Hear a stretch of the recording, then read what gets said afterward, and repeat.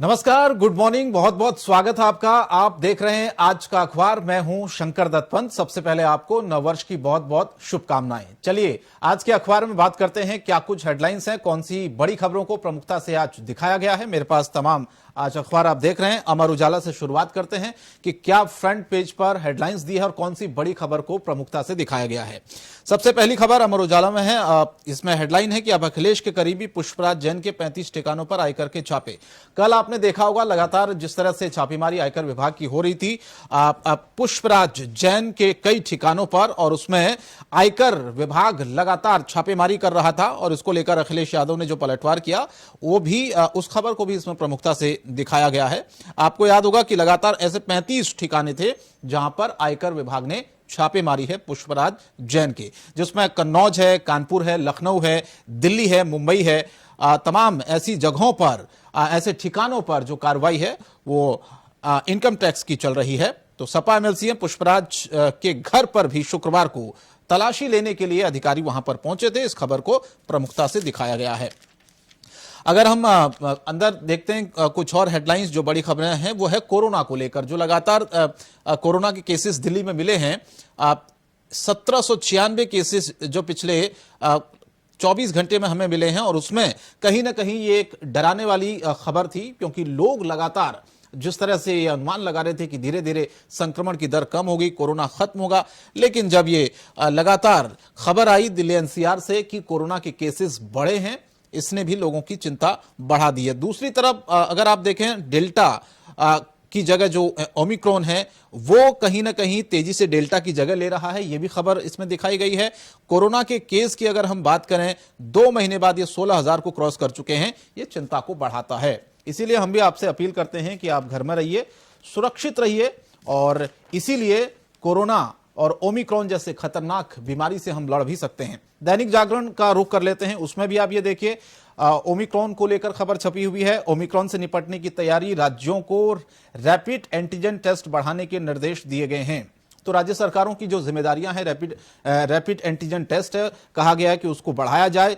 जिला स्तर पर यह बहुत जरूरी है। दवाओं की पर्याप्त मात्रा हो, ऑक्सीजन की पर्याप्त मात्रा हो, भंडारण सुनिश्चित किया जाए, क्योंकि दूसरी लहर में जिस तरह की परिस्थितियां हमने देखी थी वो कम से कम अभी ना बन पाए, इसीलिए हमको तैयार रहने की जरूरत है। दैनिक जागरण में भी वही जो खबर मैंने आपको पहले बताई थी, सपा एमएलसी पुष्पराज समेत तमाम ऐसी जगहों पर उनके जो आयकर विभाग ने 35 स्थानों पर छापेमारी की है, वो भी दैनिक जागरण में इस खबर को प्रमुखता से दिखाया गया है। तो कुल मिलाकर यह कहा जा सकता है कि अमर उजाला और दैनिक जागरण ने ओमिक्रॉन और पुष्पराज जैन के ठिकानों पर जो छापेमारी हुई है उस खबर को प्रमुखता से दिखाया है। अब चलिए बात कर लेते हैं दैनिक भास्कर की बात कर लेते हैं। दैनिक भास्कर ने खबर छापी है। सबसे पहले आप ये देखिए, केंद्रीय स्वास्थ्य मंत्री के आश्वासन, रेजिडेंट डॉक्टरों की जो हड़ताल थी वो खत्म हुई है।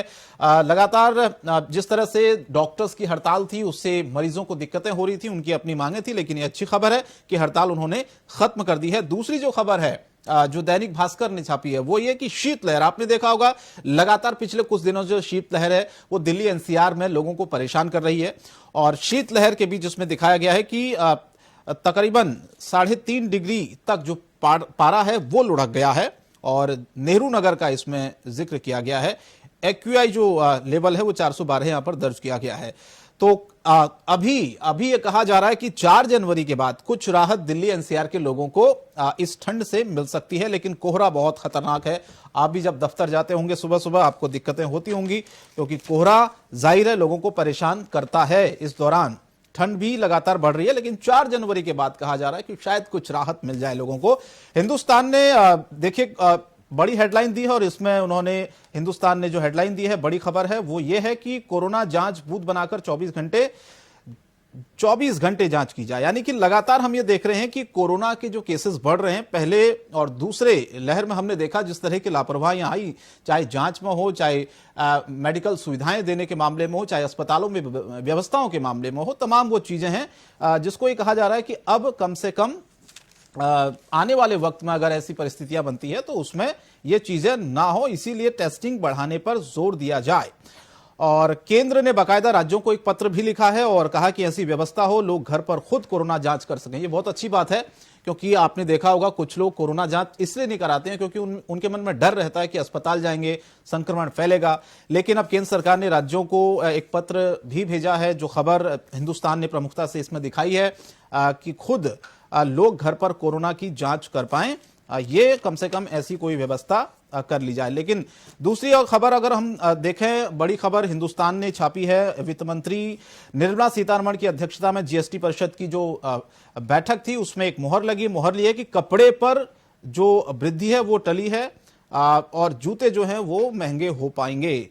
तो कुल मिलाकर ये कहा जा सकता है कि जो कपड़े खरीदने वाले लोग हैं उनके लिए थोड़ी सी राहत है, लेकिन जूतों का इसमें कहा गया कि वो चीजें महंगी होंगी। ये कुल मिलाकर हिंदुस्तान ने अपने फ्रंट पेज पर इस खबर को प्रमुखता से दिया है। वहीं दूसरी और अगर हम देखें कि वही जो खबर पुष्पराज जैन वाली, समाजवादी पार्टी के एमएलसी, इसमें छपा है कि समाजवादी इत्र वाले पम्मी जैन के ठिकानों पर छापे मारे गए हैं। तो कुल मिलाकर ये तमाम जो खबरें हैं वो प्रमुखता से हिंदुस्तान ने दिखाई है। और अब बात कर लेते हैं नवभारत टाइम्स की। उसकी हेडलाइंस क्या है? ओमिक्रॉन में बड़ा उछाल, ओमिक्रॉन की खबर को प्रमुखता से दिखाया। डेल्टा की जगह लेने लगा है ओमिक्रॉन। डेल्टा वेरिएंट आपने देखा होगा कितना खतरनाक था, और अब यह देखा जा रहा है कि 80% पॉजिटिव जो यात्री हैं ओमिक्रॉन की चपेट में आए हैं। 3 दिन में 2.5 गुना कोरोना के केसेस भी बढ़े हैं। ये देखिए आप कितनी तेजी से फैल रहा है। उस खबर को प्रमुखता से दिखाया है नवभारत टाइम्स ने फ्रंट पेज पर। तो ये कुल मिला के कोरोना और ओमिक्रॉन के खतरे को देखते हुए लोगों को डॉक्टर्स लगातार सलाह दे रहे हैं कि भैया आप सावधानी बरतिए। दूसरी खबर, पुष्पराज के कई ठिकानों पर आयकर की छापेमारी, वो इस खबर को भी प्रमुखता से नवभारत टाइम्स ने दिखाया है।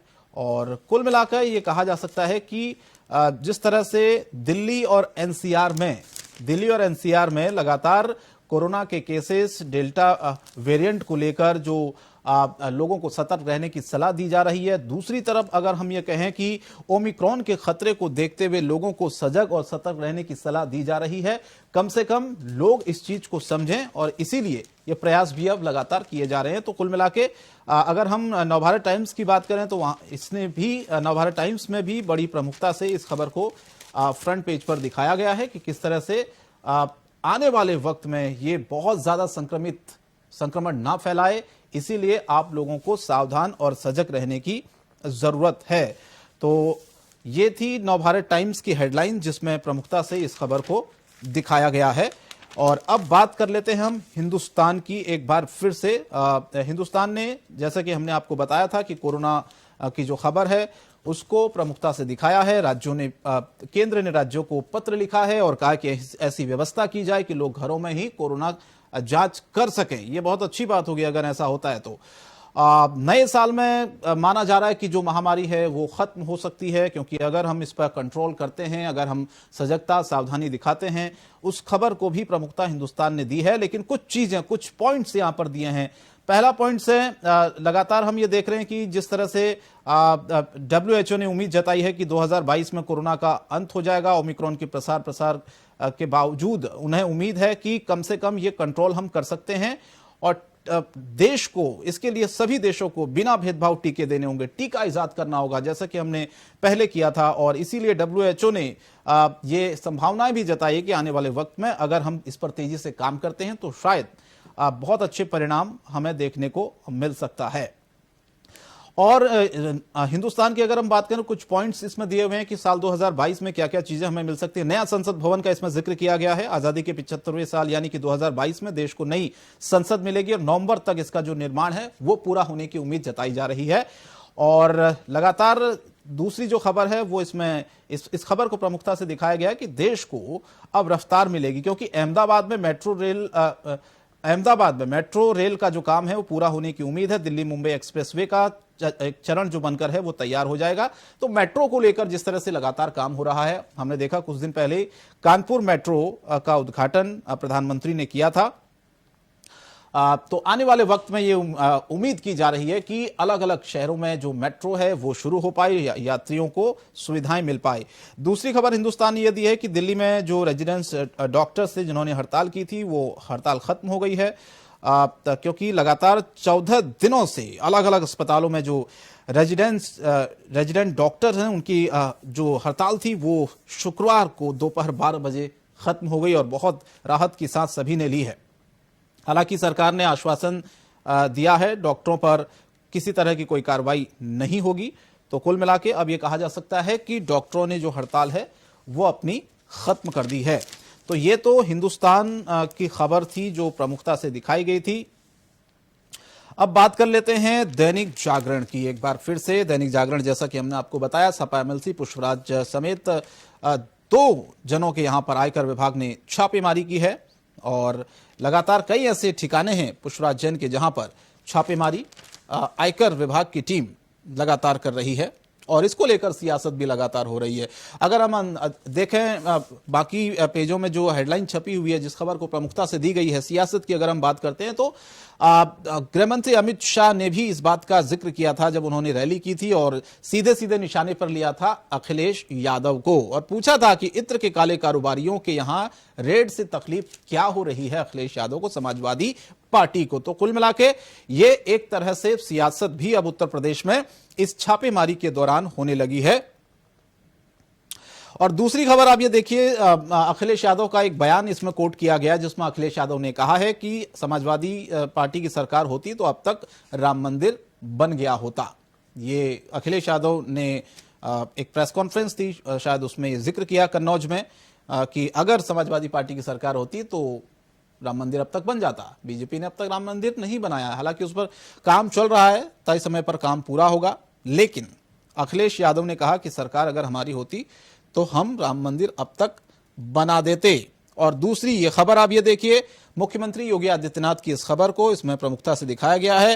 रायबरेली का जिक्र किया मुख्यमंत्री ने, क्योंकि जनसभा थी रायबरेली में जब मुख्यमंत्री की कल, और वहां पर मुख्यमंत्री ने सीधे सीधे कांग्रेस पर निशाना साधा है। कहा कि अब रायबरेली के भी कांग्रेस मुक्त होने का वक्त आ गया है। लगातार एक बड़ी सभा थी जिसमें आईटीआई परिसर में, ये स्टेडियम जहां पर मुख्यमंत्री योगी आदित्यनाथ को सुनने के लिए लोगों की भीड़ थी और वहां पर उन्होंने सीधे कांग्रेस पार्टी को निशाने पर लिया। कहा कि रायबरेली भी अब कांग्रेस मुक्त होने का दावा किया, वक्त आ गया। तो ये कुल मिला के उत्तर प्रदेश के चुनाव से पहले आप ये देखिए लगातार बयानबाजी हो रही है। मुख्यमंत्री योगी आदित्यनाथ की अगर हम बात करते हैं, प्रधानमंत्री मोदी की अगर हम बात करते हैं, तो सभी ने कमान संभाली हुई है उत्तर प्रदेश विधानसभा चुनाव की। तो इसीलिए सभी इस रण में कूदे हुए हैं। देखना होगा क्या परिणाम होते हैं, कौन जीतता है, कौन हारता है। तो कुल मिला के ये जो खबर थी प्रमुखता से दैनिक जागरण में दिखाई गई थी। अमर उजाला की अगर हम बात करते हैं, जैसे कि मैंने आपको कहा था, अमर उजाला ने पुष्पराज जैन वाली खबर को प्रमुखता से दिखाया था और दूसरी जो खबर हमने आपको बताई कमोवेश वही खबरें हैं। दिल्ली में जब डॉक्टरों ने हड़ताल खत्म की, क्योंकि एक लगातार परेशानी लोगों की बढ़ती जा रही थी, इसीलिए लोगों को, आम जनता को सरकार ये चाह रही थी कि कम से कम जो पिछले कई दिनों से हड़ताल पर डॉक्टर से परेशानी लोगों को हो रही है उससे राहत मिल पाए। तो ये डॉक्टरों ने हड़ताल खत्म की तो राहत की सांस लोगों ने बहुत ली है दिल्ली में। तो कुल मिला के ये जो खबर थी इसको प्रमुखता से अमर उजाला ने यहां पर दिखाया है। तो ये दैनिक जागरण की हमने आपसे बात की, अमर उजाला की हमने आपसे बात की, और थोड़ा सा अगर अब नवभारत टाइम्स की अगर हम बात करते हैं, कौन सी खबरें वो हैं जिनको प्रमुखता से दिखाया गया है। पहली खबर हमने आपको दिखाई थी किस तरह से ओमिक्रॉन के खतरे को लेकर, और दूसरी खबर भी हमने आपको दिखाई थी अखिलेश यादव लगातार जिस तरह से हमलावर हैं भारतीय जनता पार्टी पर, जो आयकर की छापेमारी पुष्पराज जैन के घर पर हो रही है, कई ठिकानों पर हो रही है, उसको लेकर अब अखिलेश यादव बीजेपी पर हमलावर हैं। एक खबर जो है वो मेट्रो को लेकर है, क्योंकि मेट्रो को लेकर ये खबर छपी है नवभारत टाइम्स में, जिसमें कहा गया है कि मेट्रो फेज 4 के काम को तय वक्त पर पूरा करने की कोशिश डीएमआरसी लगातार जुटी हुई है और टनल तैयार है जो मेट्रो की ब्लू लाइन और मैजेंटा लाइन को दूसरी बार जोड़ेगी। तो कुल मिलाकर जो कनेक्टिविटी है उसको और बेहतर करने की कोशिशें लगातार की जा रही है। लेकिन एक जीएसटी को लेकर हम बात करते हैं, जैसा कि थोड़ी देर पहले मैंने आपको खबर बताई थी, कपड़ों को लेकर तो राहत है लेकिन जूतों को लेकर कोई राहत नहीं है। जीएसटी काउंसिल ने कपड़ों पर 5% कपड़ों पर टैक्स 5 से बढ़ाकर 12 करने के फैसले को फिलहाल टाल दिया है। ये राहत की बात है, लेकिन 1 जनवरी से ये लागू होना था, इसे फिलहाल टाल दिया गया है। लेकिन शुक्रवार को कई राज्यों ने काउंसिल की बैठक में इस पर आपत्ति भी रखी थी। हालांकि फुटवियर की अगर बात करें, जूतों की बात करें, चप्पल की बात करें, फुटवियर पर 5 के बजाय 12% की दर से जो टैक्स है वो अब लगेगा। तो कुल मिलाकर जूते चप्पल जो है वो अब महंगे हो जाएंगे। लेकिन जो कपड़े हैं जिस पर 12% जीएसटी करना था उसको फिलहाल रोक दिया गया है, टाल दिया गया है। और ये एक अच्छी बात है कुल मिला के, क्योंकि 1 तारीख से आज ही से लागू होना था, जिसे फिलहाल रोक दिया गया है। और आगे देखते हैं इस पर क्या फैसला लिया जाता है। तो ये कुल मिला के हिंदुस्तान और नवभारत टाइम्स ने तमाम ऐसी खबरों को प्रमुखता से दिखाया है। और साथ ही साथ अंदर अगर हम देखते हैं, इसमें भी यही जो जीएसटी काउंसिल की बैठक हुई थी उसमें इसी का जिक्र किया गया है कि कपड़े जो हैं वो महंगे नहीं होंगे। 12% जो जीएसटी का फैसला था उसे फिलहाल टाल दिया गया है। तो लगातार अगर हम नवभारत टाइम्स की बात करें, इसमें जीएसटी को लेकर जो 12% की बढ़ोतरी होनी थी वो फिलहाल रोक दी गई है। तो हिंदुस्तान, नवभारत टाइम्स और अमर उजाला, दैनिक जागरण, जिन्होंने इन खबरों को प्रमुखता से दिखाया है।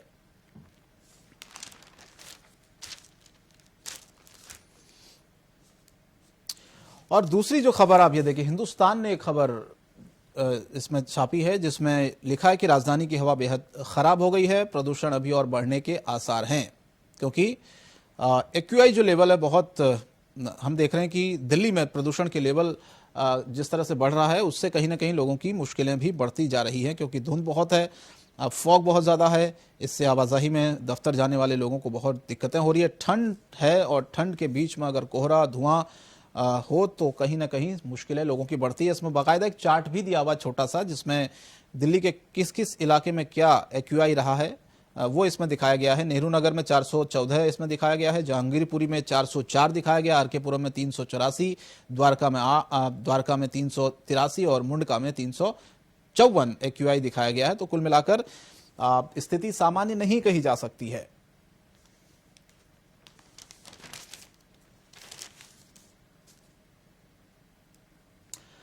और दूसरी हिंदुस्तान की खबर अगर हम देखें तो राम मंदिर निर्माण रोकने का दम किसी में नहीं है, अमित शाह ने कहा। अयोध्या में शुक्रवार को जब राम जन्मभूमि पहुंचे और उन्होंने रामलला के दर्शन किए, उसी दौरान सीधे सीधे ये एक निशाना था उन लोगों पर, विपक्ष पर, जो लगातार राम मंदिर को लेकर बयानबाजी करते रहे थे।